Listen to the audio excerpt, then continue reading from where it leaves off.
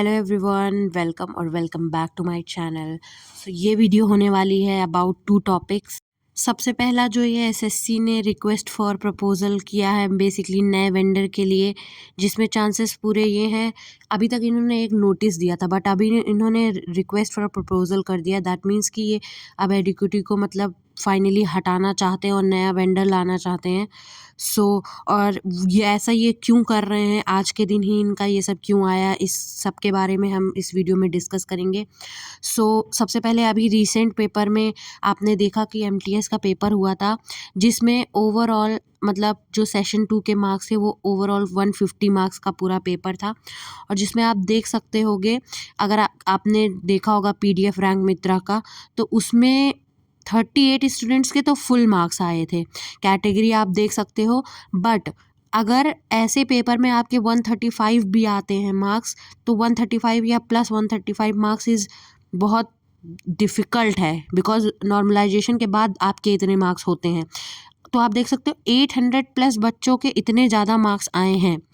ये कैसे हुआ? इसका मतलब इसमें कहीं न कहीं स्कैम है। जब शिफ्ट का एवरेज इतना कम बन रहा है तो ऐसे इतने मार्क्स क्यों आ सकते हैं? इन सब को ध्यान में रखते हुए इनके एक कवर अप के लिए काइंड ऑफ एसएससी ने ये निकाला रिक्वेस्ट फॉर प्रपोजल, क्योंकि उन्हें भी दिख रहा है कि अब ये चीज़ बहुत ऑब्वियस हो गई है चीटिंग की। उन्हें इसके बारे में कुछ ना कुछ करना पड़ेगा।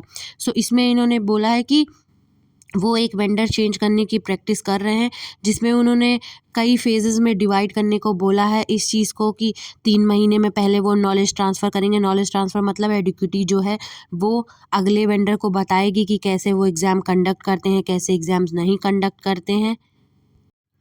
फ़ेज़ 2 में बेसिकली ये है कि वो बताएंगे कि कैसे इंटायर वेब वगैरह, मतलब बेसिकली सारे वेब वगैरह कैसे वो एप्लीकेशन करते हैं, कैसे नहीं करते, कैसे पूरी टेक्नोलॉजी मतलब इंस्टिल करते हैं।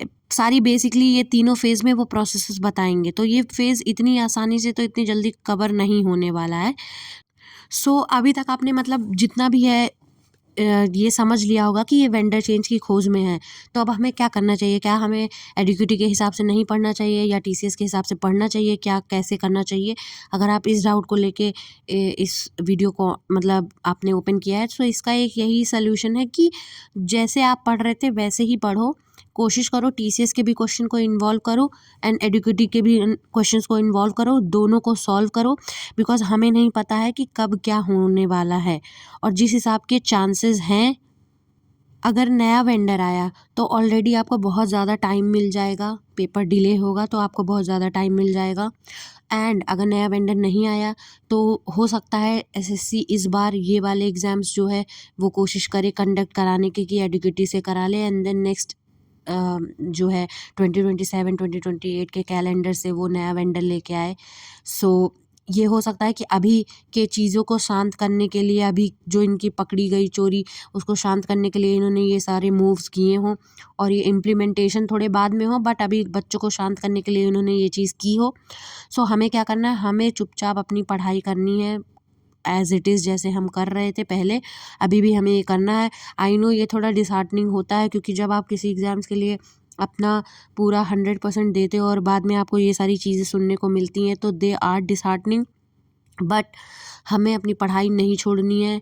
मैंने जैसे कहा था, बहुत बार ये चीज़ बोली थी अपने पुराने वीडियोज़ में भी, कि बहुत अभी एग्ज़ाम के टाइम तक बहुत सारी ऐसी चीज़ें आएँगी जिससे आप डिस्ट्रैक्ट होगे।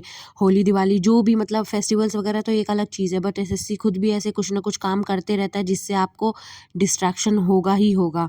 बेटर यही है कि आप पढ़ाई करते रहो, क्योंकि देखो एग्ज़ाम्स अगर डिले हुए तब भी पढ़ाई ही ऐसी चीज़ है जिससे आपको फ़ायदा होने वाला है। अगर एग्ज़ाम डिले नहीं हुआ और इस बार का एग्ज़ाम एडिक्यूटी ने ही लिया, तो भी आपको पढ़ाई से ही फ़ायदा होने वाला है। एंड वर्स्ट केस, जो कि मुझे नहीं लगता होगा, कि वेंडर अभी अचानक से चेंज हो जाए और पेपर उसी टाइम में हो जाए, तो उसमें भी आपको पढ़ाई ही काम आने वाली है। तो at the end of the day आप कुछ भी करो, आपको पढ़ाई ही काम आने वाली है।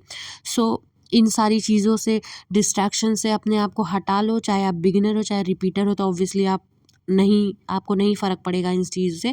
बट बिगिनर्स के लिए स्पेशली इन सब डिस्ट्रैक्शन से दूर रहो और अपनी पढ़ाई करते रहो, ठीक है? बाकी ये सब चीज़ें आती रहेंगी, कोई इनसे फ़र्क नहीं पड़ना चाहिए आपको। अगर आप पढ़ रहे हो, आप सीरियस एस्पिरेंट हो तो पढ़ाई करो। And yes that's it for this video. Bye guys.